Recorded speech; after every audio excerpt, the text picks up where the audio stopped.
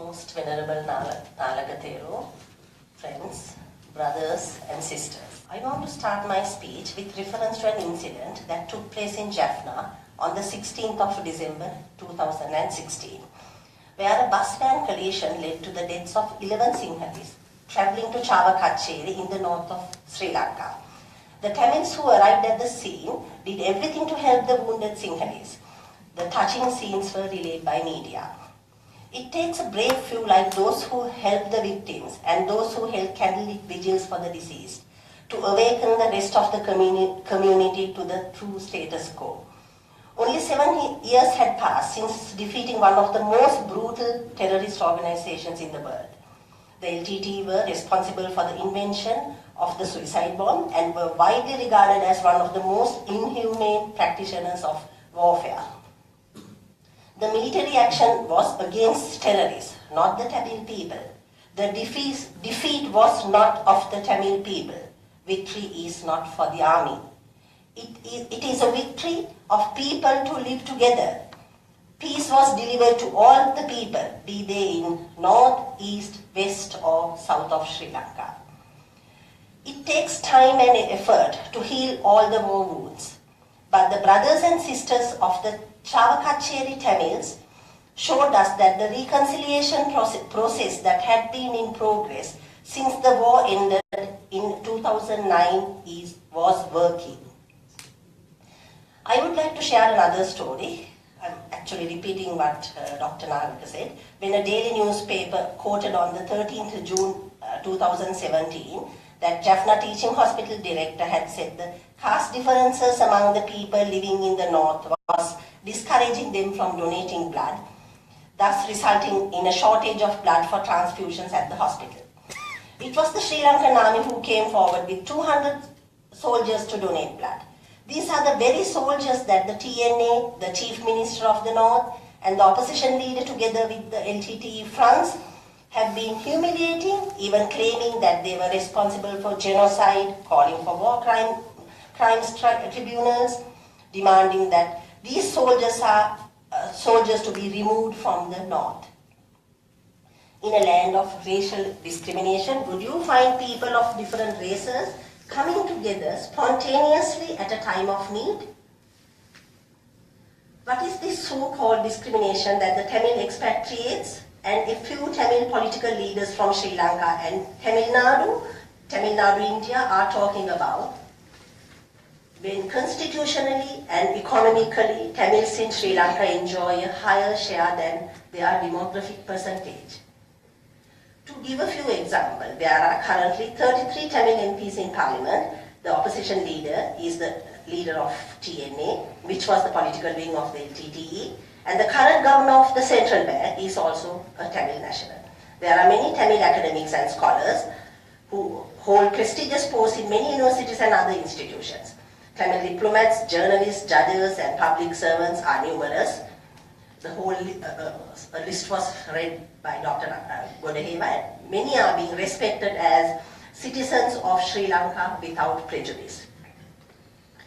Many of the largest businesses in Sri Lanka, which are mostly based in the capital, are owned by Tamil people. For example, the 2 most successful supermarket chains are owned by Tamils and frequented by Sinhalese majority.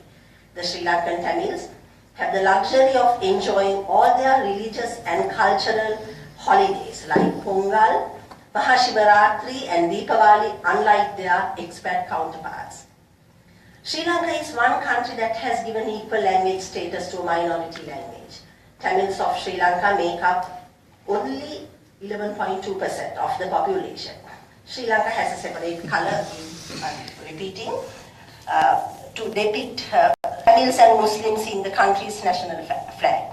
Has India shown such a gesture when 9/10 of the Tamils of the world live in India? Healthcare and education are basic human rights and is equally and freely accessible to all citizens of Sri Lanka, regardless of their ethnicity. While Tamils can live, buy property, indulge in business and educate their children throughout Sri Lanka, who can claim being discriminated? These false allegations and fabrications of discrimination do exist, as a desperate measure to seek help from international bodies to federate the beautiful island of Sri Lanka by separatist Tamils. These very same separatists have openly supported the LTTE in their goal to create a mono-ethnic Tamil enclave. Tamil separatism started in 1931 during the time when the British colonized Sri Lanka. The colonists, who mastered on divide and rule, encouraged separatists to work against the Sinhalese representation in the Constitutional Council.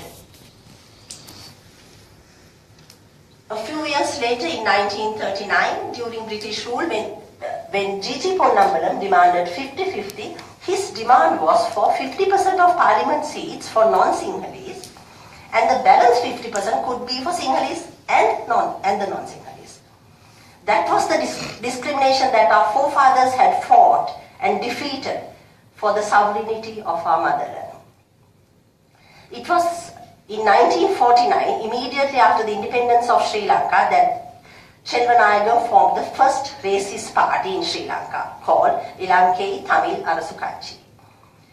The direct translation being Sri Lankan Tamil State Party, demanding a federal state for Tamils. Later, Vaddu Kodai resolution was formed in 1976, seeking a separate homeland for Tamils by TULF. The difference between Prabhakaran and the separatists before him was that he used the most gruesome methods of terrorism against the Sinhalese, using his own people, which included women and children, as weapons of human shields to fulfill the same dream of Elam to divide and rule. LTT's discrimination against their own people had started by killing Tamil policemen, politicians, and numerous other Tamil civilians, whoever had the guts to oppose terrorism. Riots of 1983 in Colombo, following the killing of 13 soldiers, happened. That was by thugs who looted and destroyed. This black mark caused upon one of the most generous nations. Generous, I would say, because even on the day of Black July, every one of us brought home our Tamil friends to protect them from this unbearable hooliganism. LTT used this day's horror to strengthen their war tactics, getting sympathy and support from the international community. Expatriate Tamils of Sri Lanka still use 1983, that particular day, to claim impunity without considering the repercussions they are bringing to their own motherland and to their relatives that are back at home. That is the discrimination that the Tamil diaspora is creating for their own people to seek asylum for greener pastures. If I am to name the numerous terrorist attacks of LTT on Buddhist monks, civilians at worship, innocent villagers, farmers, unarmed police, thousands of civilians, I would be sitting here the whole day. What I want to emphasize is that even with the continuous attacks on the citizens of Sri Lanka, be they Sinhalese, Tamils or Muslims, there wasn't a single civil retaliation. The Tamil expatriates and the international community have advantageously overlooked this. On the 19th of May 2009, the forces of Sri Lankan people defeated terrorism. With that, aspirations of separatists were defeated. The apparition of Elam was defeated.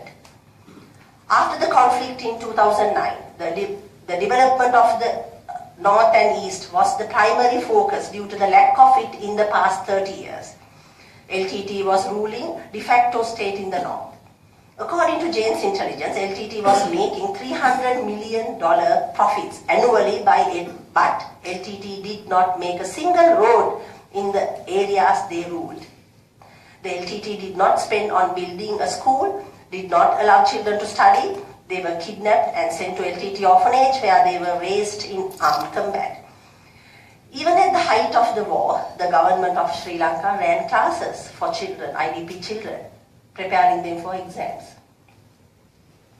The LTT discriminated against their people, but this has been advantageously forgotten and ignored. It is only after an era of peace has been established that the UN Human Rights Council demands a constitutional change in the name of accountability and reconciliation. Accountability and reconciliation are ideologies backed by world's superpowers that are looking to divide the sovereign states in advancing their countries' need to be a hegemonic power. The demands of the UN Human Rights Council resolutions are infringing and violating the UN Charter and exceeding the UNHRC mandate. The demands of the UN Human Rights Resolution are fundamental. That they cannot take place without constitutional reform. Fundamental change cannot be proposed without radical ideas and thoughts. These thoughts are the false allegations of discrimination and racism against minority groups in Sri Lanka. Seeds of radical thoughts have been planted and fermented by those that seek to colonize the world in the modern era. A select few individuals can be brainwashed to ensure the destabilization of the countries into mono-ethnic enclaves with a promise of an independent state, which will finally lead to a never-ending conflict between those divided. May I remind this forum that the newly created independent states of Kosovo and South Sudan are failures of the UN system. Sri Lanka does not visual this list. The UN demanding Sri Lanka to draft a new constitution, ordering us to make fundamental changes to an independent country in the name of human rights is nothing but discrimination against a sovereign state and interferes into its internal affairs.